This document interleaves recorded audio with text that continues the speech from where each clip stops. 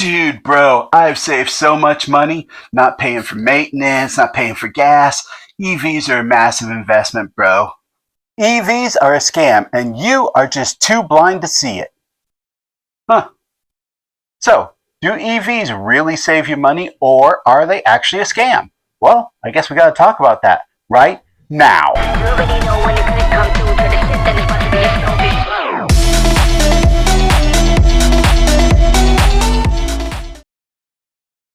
I've been meaning to do a video on EV depreciation for some time. You see, EV advocates will tell you about all the money you save on charging versus gassing up your car and on the reduced maintenance of EVs. And those opposed to EVs will tell you about the rapid depreciation that EVs suffer. So after I had somebody in my comment section try to convince me that EVs were a scam because of the high depreciation, I decided I guess I ought to do this now. And the best way to do this, to be fair to both sides, is to look at the total cost of ownership from purchase to sale. So this video is a little longer than normal, and it was a lot more work. So I would appreciate the support. If you found this video helpful, go ahead, like, subscribe, comment, bell notification icon, and most importantly, share it to somebody. So before we get started with the comparison, I think we need to set up some baseline facts. And the first one being, all cars lose money. With very few exceptions, all cars depreciate. And if you buy a vehicle, electric or otherwise, expecting not to lose money on it, you are in for a painful surprise.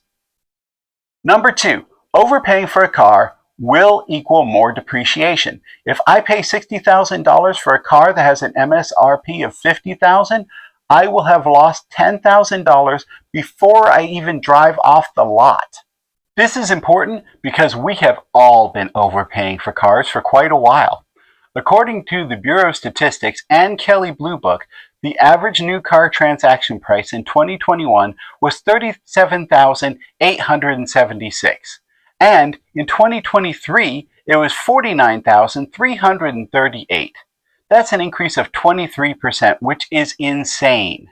This is primarily because in 2021 and 2022, supply chain shortages had many dealers adding thousands upon thousands of dollars onto cars in markups and or dealer added extras like nitrogen tire fill, window etching, paint protection. Again, all of this is just instant depreciation. Adding to the problem, here in 2024, we now have an excess of supply, leading to a lowering of the average transaction price down to $48,759. And the gap between the 2023 price and the lower 2024 price contributes to this depreciation. Point 3. EVs absolutely do depreciate faster than gas cars. We are all in agreement on this. That isn't even actually the point of this discussion. The point is the money lost to the depreciation greater than the money saved elsewhere? With that out of the way, let's compare EV costs versus ICE car costs. First, there is the purchase price. Traditionally, EVs cost notably more than their gas siblings. This is getting better each year, but on the older models, this difference was pretty bad. Let's take a look at a vehicle that's been on the market for a while. The 2019 Kia Niro EX EV cost $38,500, while its gas sibling only cost $26,400. This is a price difference of $12,100. This is a massive difference in price and will inherently have more depreciation. Let's see how much. According to Kelley Blue Book, KBB, the current value of this EV is $14,169, which is a loss of $24,331. The gas version has a current value of $14,762 for a loss of $11,638. That means that the Kia Niro EV lost $12,693 more of depreciation, which is terrible. But does that mean the owner lost money? Well, in order to figure that out, we're going to look at total cost of ownership, starting with depreciation cost, insurance cost, registration cost, fuel cost, and maintenance cost. Let's start by taking a look at insurance. According to the NAIC, electric vehicles cost an average of $44 extra per month to insure. So let's multiply that $44 per month times 60 months to give us an additional cost of $2,640. Next, we're going to cover registration costs. This varies greatly from $0 in 18 states all the way up to $316 per year in Oregon. For the sake of this analysis, we're going to go with $100 a year for an additional $500 added onto this vehicle's cost. As a side note, if you think you're going to skip this registration cost by getting a plug-in hybrid, most states that charge this registration fee for EVs also charge one for hybrids. And in most cases, they are the same price. Next is fuel cost. Per a 2020 Consumer Reports study, the average cost per year to charge an EV is $485, as compared to $1,117 per year for a gas car, for a savings of $632 per year. Multiply that by our 5 years, and we have a savings of $3,160. The last area is maintenance cost. Per a 2022 Forbes article, the average cost for maintenance for an EV is 6 cents per mile, as compared to 10 cents per mile for a gas car. This is a savings of 4 cents per mile. Now, we multiply that times 15,000 miles per year. That gives us $600 per year savings, multiplied times 5 years, and that gives us a savings of $3,000. So now it's time to sum up the numbers. Our depreciation was calculated at an eye-watering $12,693. Then we had to add $2,640 for additional insurance cost and another $500 for registration cost. This gave us a total of $15,833 lost to extra costs. Now, we also, though, get to subtract $3,160 for savings using electricity instead of gas, and subtract another $3,000 for reduced maintenance cost. This gives us a total of $9,723 extra that we spent by owning this EV. Now, for the people down in the comment section that already started typing, yeah, but what about the federal tax credit? You are absolutely right. Most people who purchased this car did qualify for the full value of the $7,500 tax credit, reducing the loss on this vehicle to a mere $2,723 as compared to the gas version. Alright, so what are our takeaways from this? 1, EVs absolutely depreciate faster than gas cars, but we already knew that. 2, the ridiculously high price of this car is mainly what is to blame for the massive depreciation difference. I think if I was in the market for a vehicle at this time, I wouldn't have bought this one because of just how much more expensive it was compared to its gas sibling. And 3, the EV tax credit really helps a lot. I would love to take a look at the price difference between a new gas and EV version of this vehicle to see if the prices got any closer. Unfortunately, there is no gas-only version of this vehicle any longer. So how about we take a look at a vehicle that is more reasonably priced and see how that pans out. If you are enjoying this video, please hit that like button down below. While you're down there, hitting the subscribe button would greatly support the channel. And, of course, don't forget to hit the bell notification icon so you don't miss any upcoming videos. And stand by to the end of the video to hear my new subscriber shoutouts. The 2020 Cooper S EV cost $30,700, and according to KBB, it's now worth $18,666, giving it a loss of $12,034. The gas version of the same car cost $28,250 new, and according to KBB, it's now worth $18,975, giving it a loss of $9,275. The difference between the two of these was $2,759. So now let's plug in our average values only multiplied by 4 years. That's $400 in additional registration fees and $2,112 for insurance cost.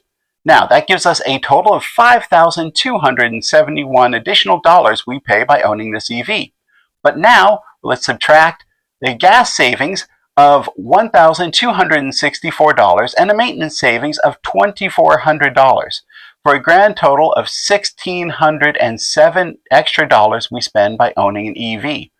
Then, of course, if you did get the tax credit, as most people did, this means that you saved $5,892. So you see, buying a smartly priced EV is very important. There's also a way to seriously save on these depreciation costs, and that is by buying a used EV. The BMW i3 is a perfect example of this.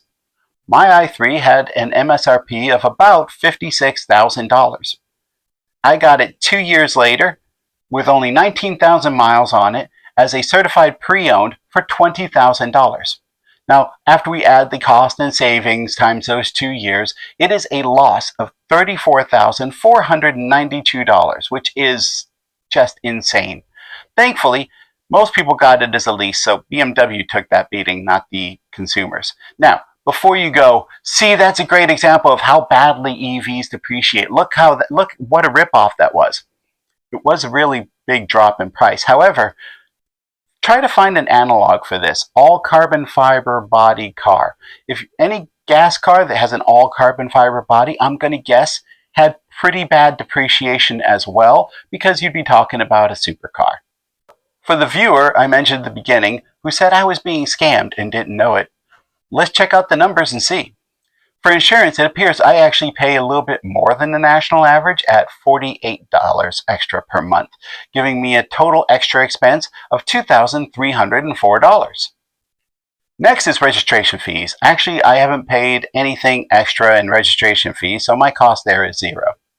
For fuel savings, I've put 72,000 miles on my car. Now we multiply that times my average cost of 4 cents per mile, giving me a total cost of $2,952. Now, I'm going to compare that to the BMW 1997 Z3 that I would have been driving if I hadn't purchased this car, which for the same number of miles would have had an estimated fuel cost of $10,667, giving me a savings here of $7,715. Woof. Now for maintenance costs. I'm going to take my real life experience here. So I had to buy 2 complete sets of tires at $1,000 per set. That's a cost of $2,000. Then I had to spend $200 on a low voltage battery, $400 on the rear brakes because they actually did wear out. And then I also, because I have the Rex version, had to spend an additional $200 on oil changes. That gives us a total cost for maintenance in this vehicle for 4 years of $2,800. Now we're going to divide that by the 72,000 miles I've put on the vehicle, giving us a cost per mile of 0.038 cents, which is notably lower than the Forbes estimate of 6 cents per mile. Also, we compare that to the 10 cents per mile for a gas car times $72,000, and that gives us a cost of $7,200.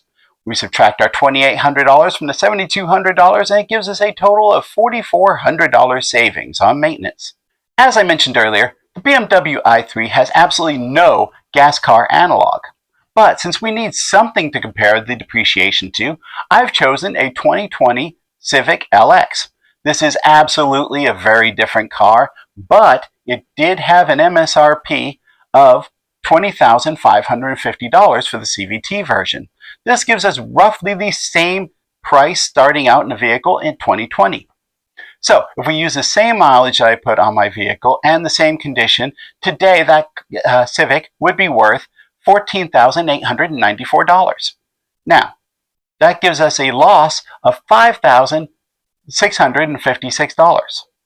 So we take our depreciation on the Civic of $5,656, subtract that from the depreciation on our i3 of $10,888, which gives us a depreciation difference of $3,456.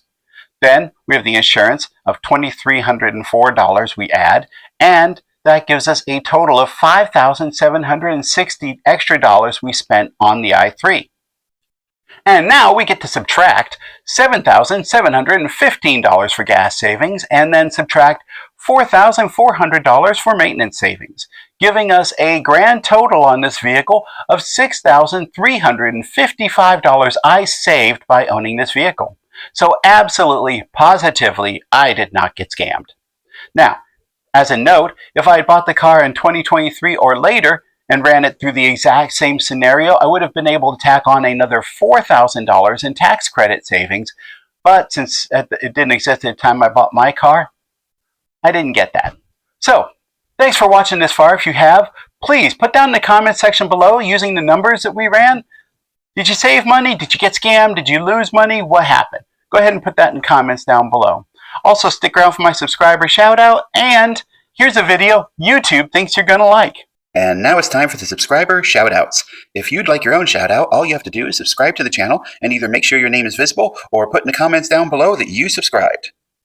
Jeff Wan, Luis Lopez, Enrico Donelli, Super Shark 72,